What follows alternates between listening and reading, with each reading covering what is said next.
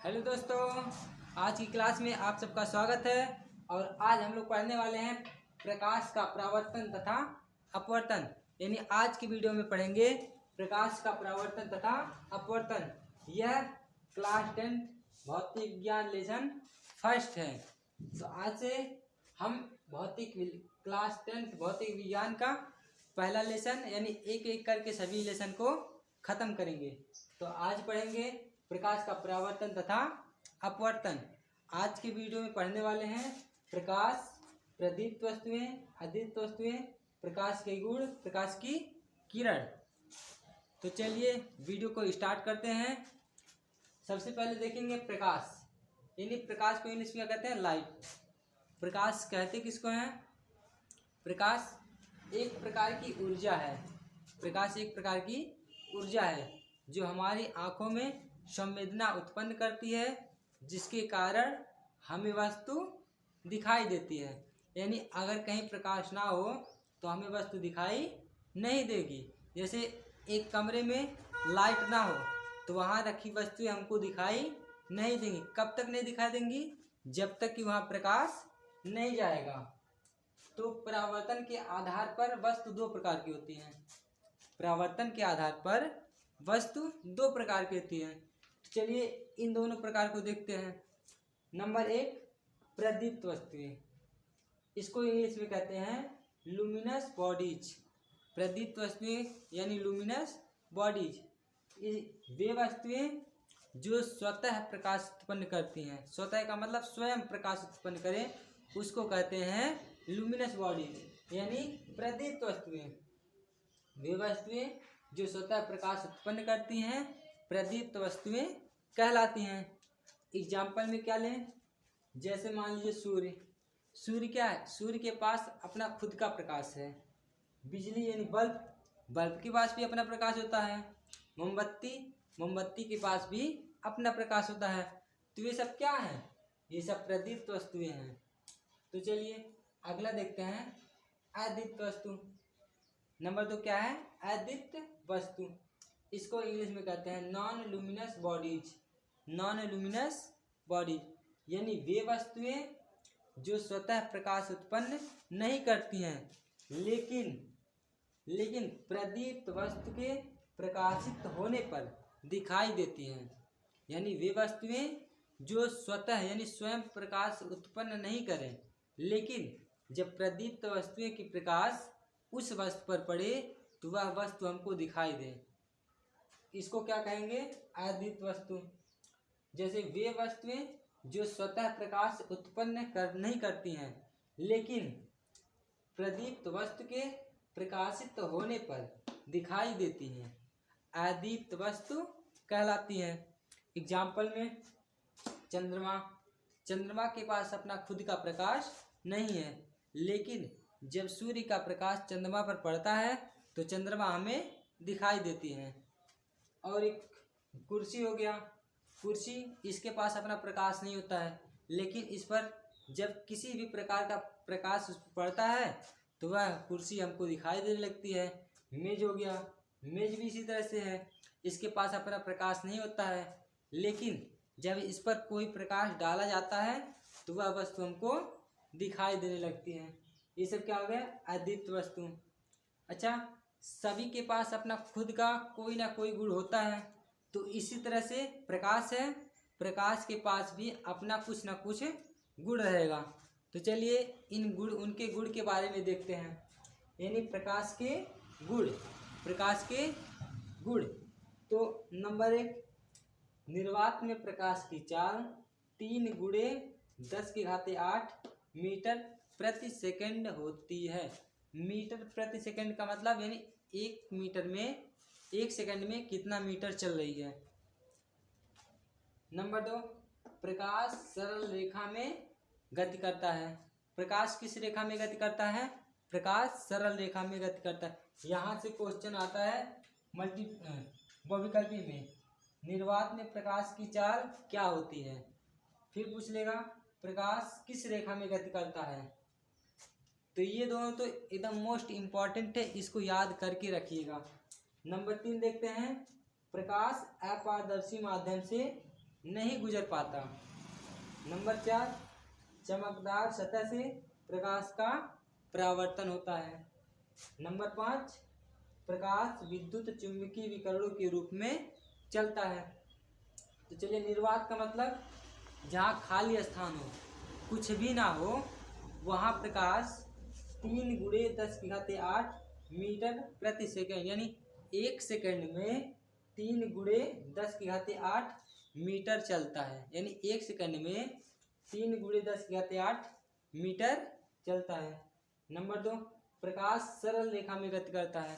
सरल रेखा का मतलब एक सीधी रेखा, यानी मान लीजिए यहाँ से कोई टार्च है, यहाँ पर कोई टार्च ऑन है, तो यहाँ से जो प्रकाश निकलेगा ये सीधे होकर जाएगा, यानी ये क्या हो गया, सरल रेखा। नंबर 3, प्रकाश अपारदर्शी माध्यम से नहीं गुजर पाता। अपारदर्शी माध्यम का मतलब इस बगल से उस बगल आर पार दिखाई ना दे, यानी जिस वस्तु से आर पार वस्तु दिखाई ना दे उसको कहते हैं अपारदर्शी। जैसे मान लीजिए ये कॉपी है, अगर यहाँ से हम प्रकाश डालेंगे तो इसके पीछे हमको दिखाई नहीं देगा, क्योंकि ये क्या है, ये एक अपारदर्शी है, क्योंकि ये क्या है, एक अपारदर्शी है। नंबर 4, प्रकाश सतह से चमकदार सतह से प्रकाश का परावर्तन होता है। परावर्तन का मतलब जैसे यहाँ से कोई वस्तु है, वहाँ से लाइट आया और यहाँ पर कोई चमकदार सतह जैसे शीशा ले लीजिए, तो यहाँ पर प्रकाश डाला जाएगा तो ऐसे फिर रिटर्न हो जाएगा, यानी जिस दिशा में आएगा उसी दिशा में वापस चला जाए, उसी को कहते हैं परावर्तन। नंबर 5, प्रकाश विद्युत चुंबकीय विकिरणों के रूप में चलता है। तो यहाँ तक समझ में आ गया होगा। चलिए आगे देखते हैं प्रकाश की किरण के बारे में। अब क्या पढ़ेंगे, प्रकाश की किरण, यानी प्रकाश की किरण। प्रकाश की किरण किसे कहते हैं, इंग्लिश में कहता है रे ऑफ लाइट। चलिए, किसी समान माध्यम में प्रकाश एक बिंदु से, किसी समान माध्यम में प्रकाश एक बिंदु से दूसरे बिंदु तक, एक बिंदु से दूसरे बिंदु तक जिस ऋजुरेखीय मार्ग से होकर जाता है उसे प्रकाश किरण कहते हैं। जैसे यहाँ लिखा है, किसी समान माध्यम में प्रकाश एक बिंदु से दूसरे बिंदु तक जिस ऋजुरेखीय मार्ग से होकर जाता है उसे प्रकाश किरण कहते हैं। तो यहाँ तक वीडियो अच्छा लगा हो तो वीडियो को लाइक और चैनल को सब्सक्राइब कर लीजिए। चलिए, एक ही दिशा में जाने वाले प्रकाश किरण समूह को प्रकाश किरण पुंज कहते हैं। जैसे लिखा है, एक ही दिशा में, यानी कई सारे प्रकाश हों जो एक ही दिशा में जा रहे हों, यानी उनका दिशा क्या हो, एक ही हो, चेंज ना हो। अगर मान लीजिए कोई प्रकाश इधर जा रहा है तो सभी इधर से ही जाएं, ऐसा नहीं कोई इधर चला जाए कोई इधर नहीं, यानी एक दिशा में जाए, इसको कहेंगे प्रकाश किरण पुंज। प्रकाश किरण पुंज। अब प्रकाश किरण पुंज 3 प्रकार के होते हैं। प्रकाश किरण पुंज 3 प्रकार के होते हैं। चलिए इन तीनों को समझते हैं।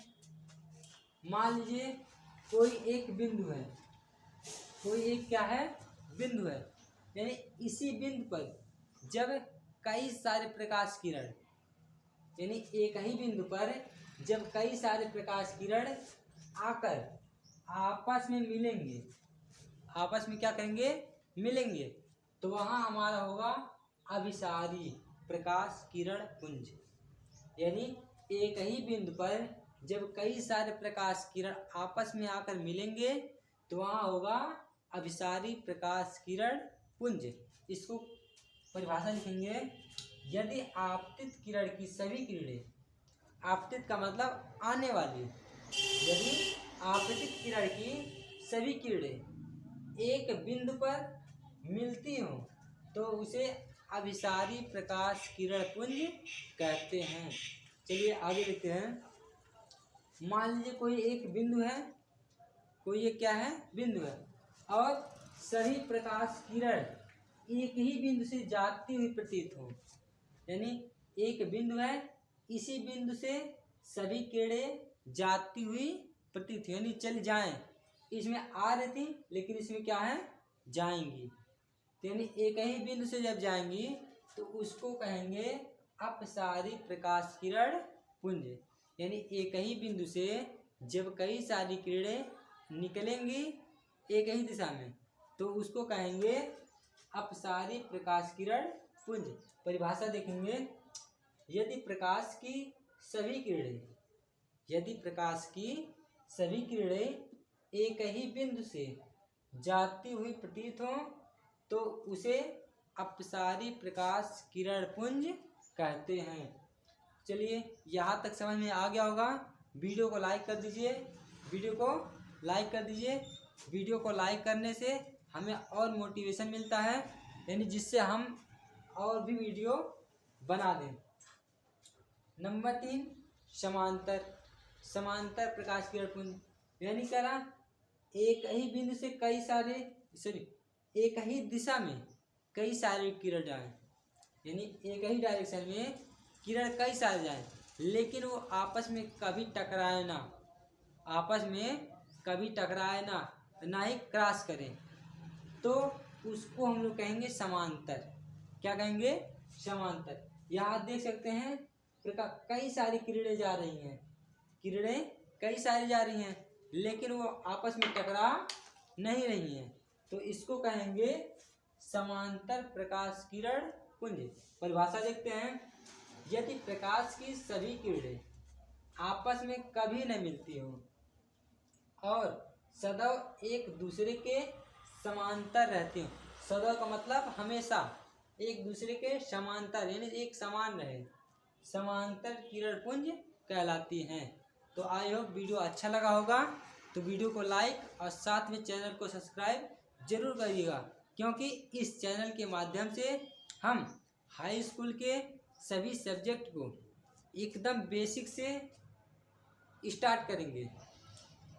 तो अधिक से अधिक इसको शेयर करिए, लाइक करिए और सब्सक्राइब करिए। जय हिंद।